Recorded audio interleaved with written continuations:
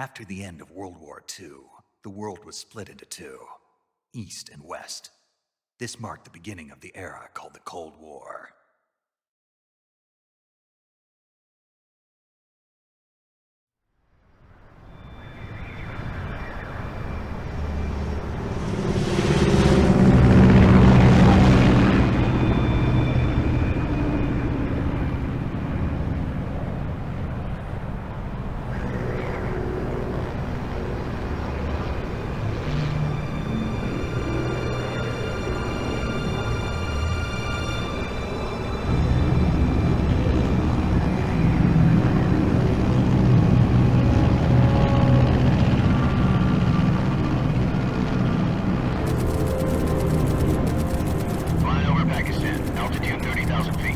Approaching Soviet airspace.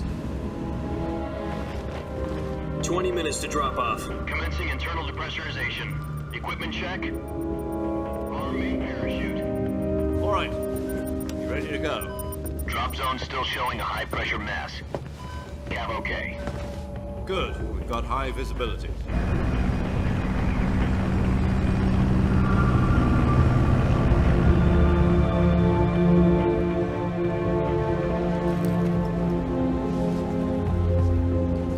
Put out that cigar. Connecting oxygen hose to interior connector. Put on your mask.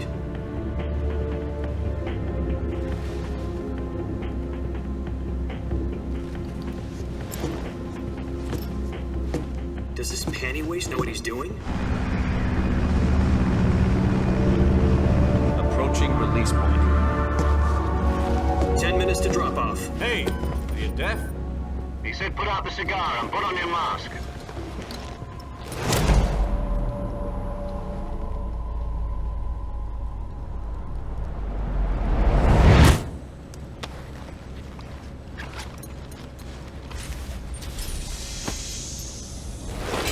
Depressurization complete. Checking oxygen supply. 6 minutes to drop off. Opening rear hatch.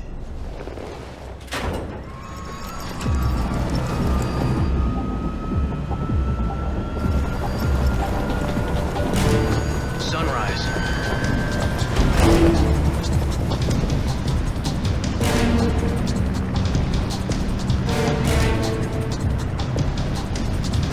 External temperature minus 46 degrees Celsius. 2 minutes to drop off. Stand up. You'll be falling at 130 miles per hour. Try not to get frostbite from the wind chill. 1 minute to drop off. Move to the rear. Activate bailout bottle. This is one for the history books. The world's first halo jump. 10 seconds to drop off. Stand by. Status okay. All green. Prepare for drop off. Countdown. 5, 4, 3, 2, 1. Spread your wings And fly. God be with you.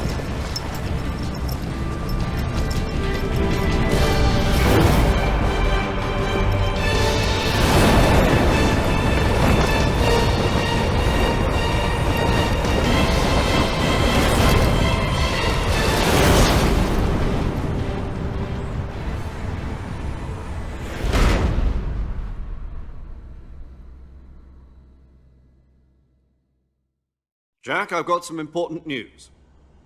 The head of the CIA has finally given us the green light for the virtuous mission.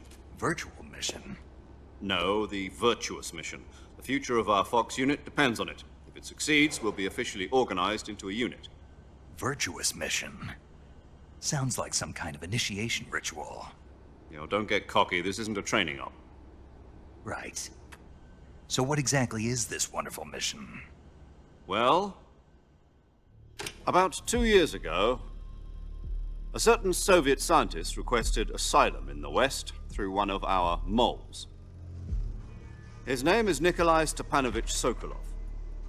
He's head of the OKB-754 Design Bureau, one of the Soviets' top-secret weapon research facilities, and the East's foremost expert on weapons development. Sokolov? Isn't he that famous rocket scientist? The very same. On April the 12th, 1961, the Soviets achieved the first manned spaceflight in history. The Earth was blue, but there was no God. Well spoken. The rocket that carried Yuri Gagarin into orbit was the A-1, known as the Vostok rocket. Sokolov is said to be the man most responsible for the multi-engine cluster used in that rocket. After Gagarin's flight, Sokolov left rocket development to become the head of the newly established design bureau. From a lowly technician to head of a design bureau, that's quite a success story, so why do you want to defect? It seems he'd become afraid of his own creations. Afraid? Call it a crisis of conscience. And for that, he left his country and his family behind and went over the fence? Not exactly. One of his conditions was that his family was also to be taken safely to the west. We used a mole to get the family out first and succeeded in sneaking Sokolov over the Berlin Wall shortly afterwards. I was the one who conducted the operation. The security on the eastern side was still full of holes back then. Then what? We got Sokolov over in one piece, but the whole ordeal had left him exhausted, and we checked him into a hospital in West Berlin. It took him 2 weeks and more than 600 miles to get from the research facility in the Soviet Union to Berlin. He was in no condition to say anything coherent. And it was only a week later that we had something much bigger on our hands. The Cuban Missile Crisis. October the 16th, 1962, President Kennedy received word that the Soviets were in the process of deploying intermediate-range ballistic missiles in Cuba. The President demanded that the Soviets dismantle and remove the missiles. At the same time, he announced a naval blockade to prevent further missile shipments from reaching Cuba. But the Soviets didn't back down, instead placing their armed forces on secondary alert. Soviet transport ships carrying missiles continued on course towards Cuba. US and Soviet forces went on alert for an all-out nuclear war. Frantic negotiations were conducted through the UN's Emergency Security Council and unofficial channels to end the hair-trigger standoff. Finally, on October the 28th, the Soviet Union agreed to remove its missiles from Cuba, and so the world avoided a nuclear holocaust. But in order to get the Soviets to pull their missiles out, we had to make a deal. You mean the one where the US agreed to remove its IRBMs from Turkey? No. The Jupiter IRBMs deployed in Turkey were obsolete, and we were going to get rid of them anyway. They had no strategic value whatsoever to either the US or the Russians. The Turkey deal was a ruse, a cover story that was fed to the other intelligence agencies around the world. So what did the Russians really want? Sokolov. They wanted us to return Sokolov. You mean the Soviets pulled out of Cuba just to get their hands on Sokolov? That's right. What the hell was he working on? At the time, we had no idea. We were running out of time. It was either give up Sokolov or risk full-scale nuclear war. In the end, we had no choice. President Kennedy gave in to Khrushchev's demand. The next day, I got Sokolov out of the hospital, handed him over to agents on the eastern side. Sokolov kept on screaming, "Save me," until he disappeared from my sight. Then a month ago, we received some new information from one of our moles. About Sokolov? Yes. He was taken back to the research facility and forced to continue working on the weapon in question under KGB supervision. What's more, it's on the verge of completion. So what kind of weapon is it? Something to do with space rockets? No, missiles. Same technology. I guess you're right. We don't know the details, but it appears to be a new kind of nuclear device. For half a year now, the Soviets have been conducting frequent nuclear tests at Semipalatinsk. Something to do with the weapon, I assume. We're talking about a secret weapon so big that Khrushchev was ready to pull out of Cuba to get it back. Is Sokolov still in the facility? No. According to our intelligence, he's in Selinoyarsk, a place in the mountains about 3 miles to the west that's known as the Virgin Cliffs. The Virgin Cliffs. Nice name for a virtuous mission. They moved him there just recently. Why? Apparently, they're conducting a field test of the weapon, but it's our best chance to get him back. This mission would never have been possible if he was still in the research facility. This is our last chance. Sokolov must have known that too when he contacted us.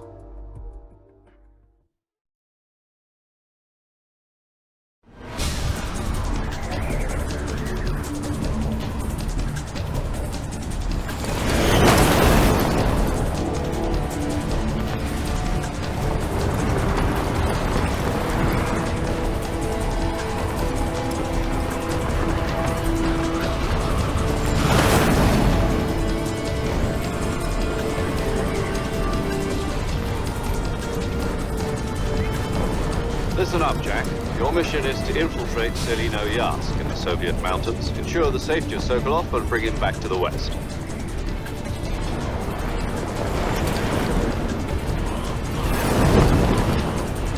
If we don't get Sokolov back before that weapon is complete, we'll be facing a major crisis. The clock is ticking.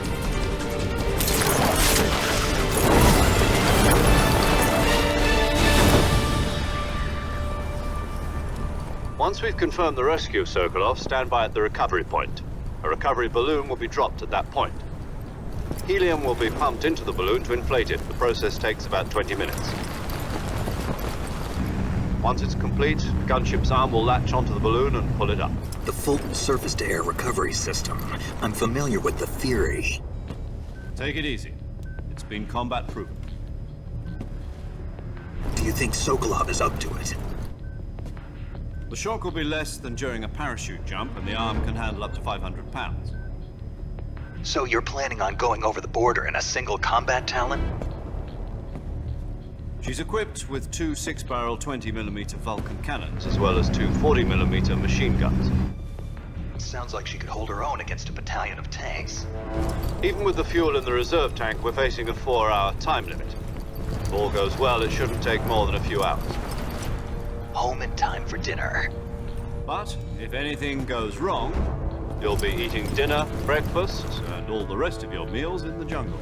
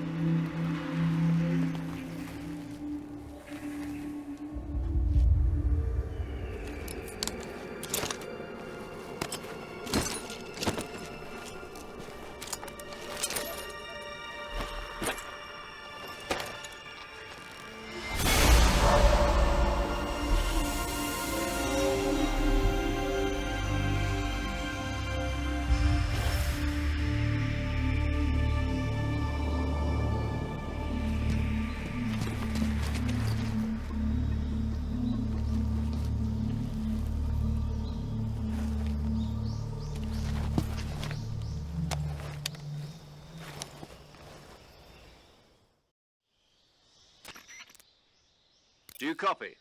You're already in enemy territory, and somebody might be listening in.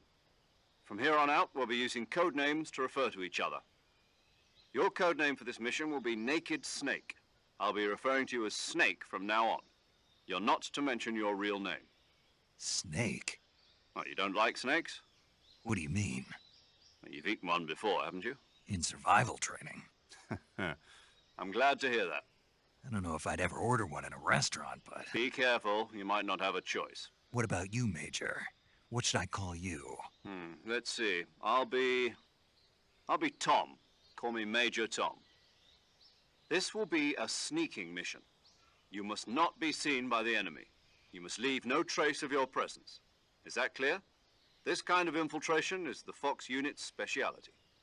In other words, weapons and equipment are procured on site. That goes for food as well. You're completely naked, just as your name implies. Great.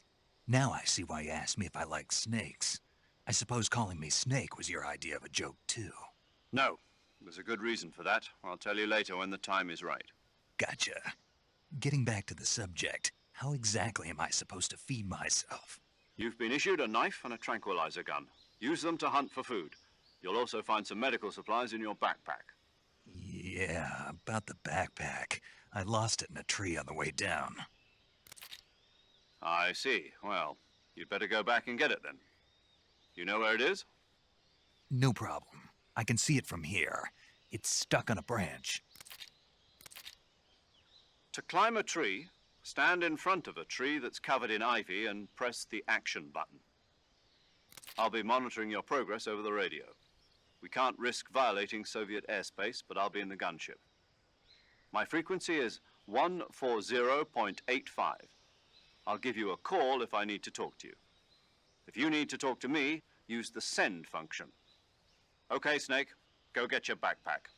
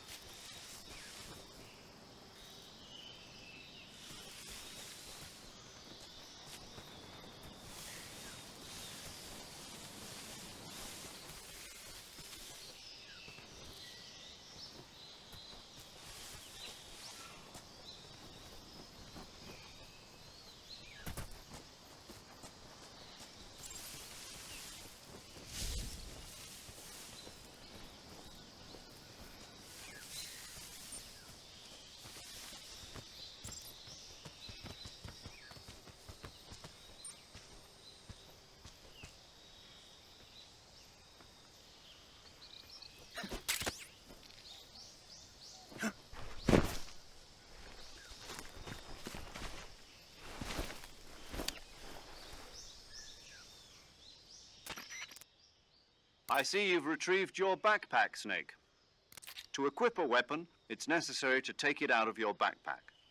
In the survival viewer, choose Weapon from the backpack. Your available weapons will be displayed in a list on the screen. From that list, choose the weapon you want to equip and press the Enter button. For other equipped items, just do the same thing from Item. Got it. Use the survival viewer backpack. Yep, that's right. Survival is fundamental to this mission. After you've been out in the field for a while, your stamina will start to drop. If your stamina gets too low, it'll affect your performance. You won't be able to shoot accurately, for example, and your wounds won't heal as smoothly. Keep an eye on your stamina so you don't run out.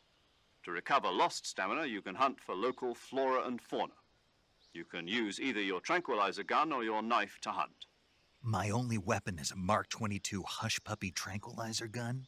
That's right. It's been fitted with its own suppressor. However, the suppressor will deteriorate every time you fire.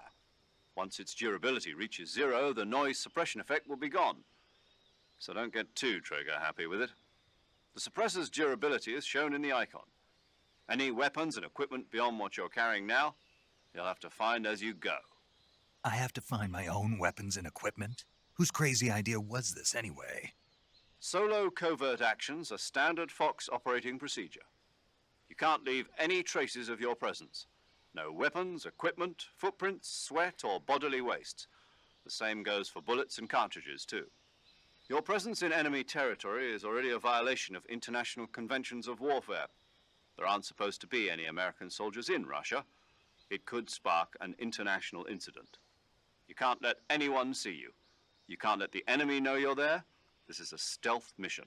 You're a ghost, Snake, in every sense of the word. And there'll be no rescue if you're captured. The military and US government will deny any involvement in the affair. Then I'll just have to take care of myself, huh? I'm afraid so. You've been given a fake death pill for that purpose. SIS guidelines stipulate that soldiers on covert ops like this one be issued a potassium cyanide capsule. Tape it to your body so you can take it when you need to. How generous of you. Use it if you're taken prisoner by the enemy. It'll send you into a state of false death for a short time. Fooling them into thinking that I'm really dead. So how do I come back to life? Just take the revival pill. You mean that thing they put in my tooth before the mission? That's the one. But be careful. If you remain in a state of false death for too long, nothing will be able to bring you back. Remember that. I'll keep it in mind. You said this was a solo mission, right? Right. I guess that means I can't count on any reinforcements. Correct. The mission rests entirely in your hands. A real one-man army. Relax. There's a support team ready to back you up over the radio. Who?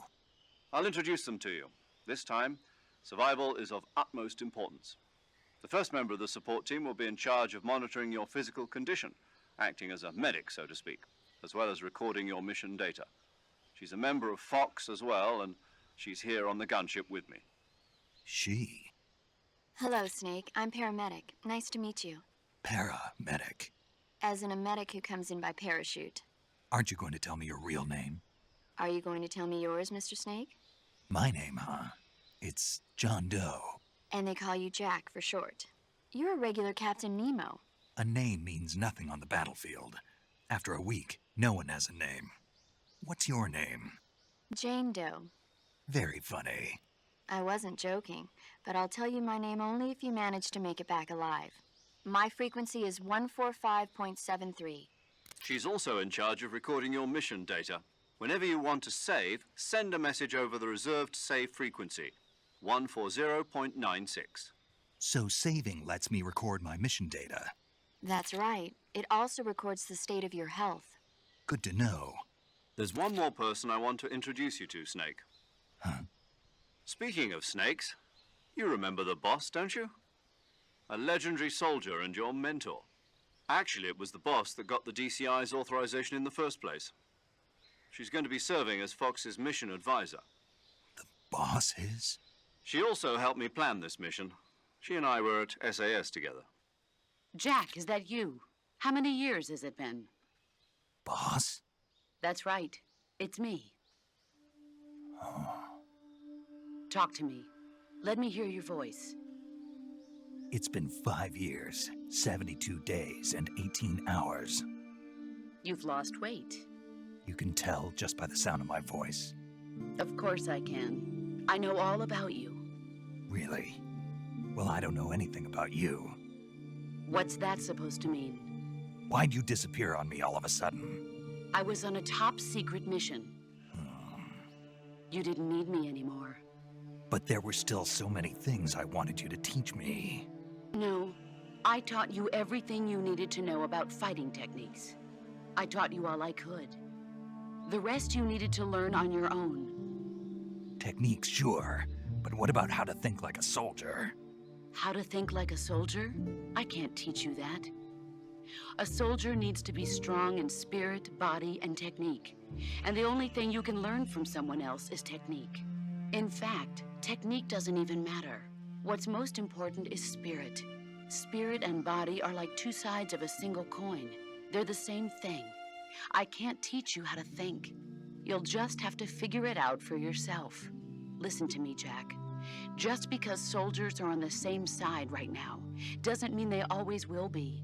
Having personal feelings about your comrades is one of the worst sins you can commit. Politics determine who you face on the battlefield. And politics are a living thing. They change along with the times. Yesterday's good might be tomorrow's evil. Is that why you abandoned me? No, it had nothing to do with you. I already told you, Jack. I was on a top-secret mission. A soldier has to follow whatever orders he's given. It's not his place to question why. But you're looking for a reason to fight. You're a natural-born fighter, but you're not quite a soldier. A soldier is a political tool, nothing more. That's doubly true if he's a career soldier. Right and wrong have no place in his mission. He has no enemies and no friends. Only the mission. You follow the orders you're given. That's what being a soldier is. I do whatever I have to get the job done. I don't think about politics. That's not the same thing.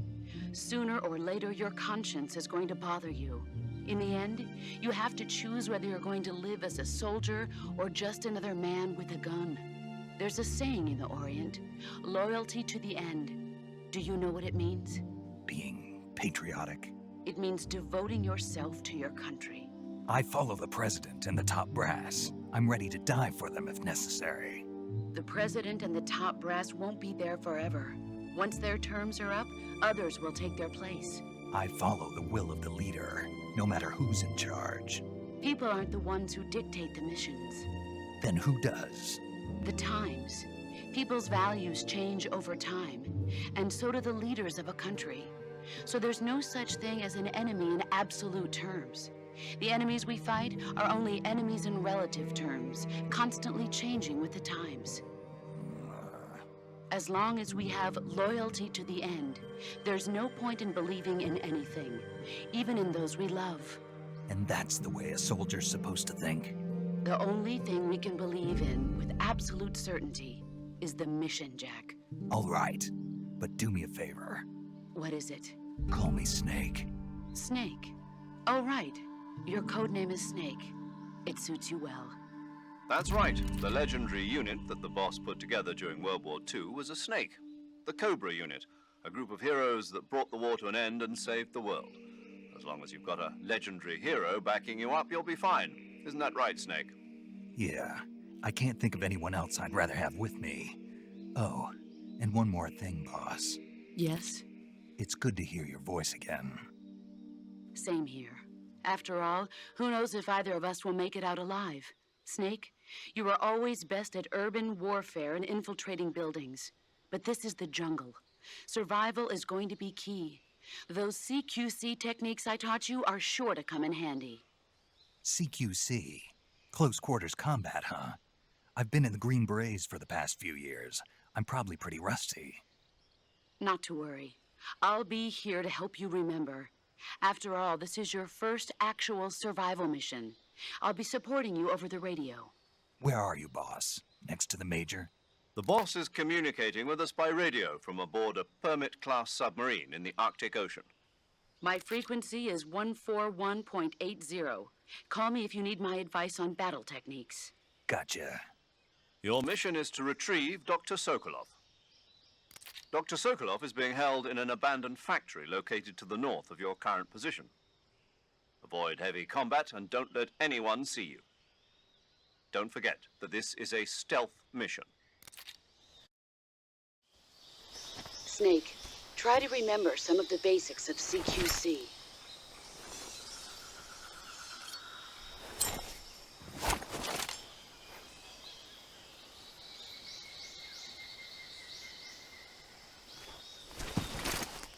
Commencing virtuous mission.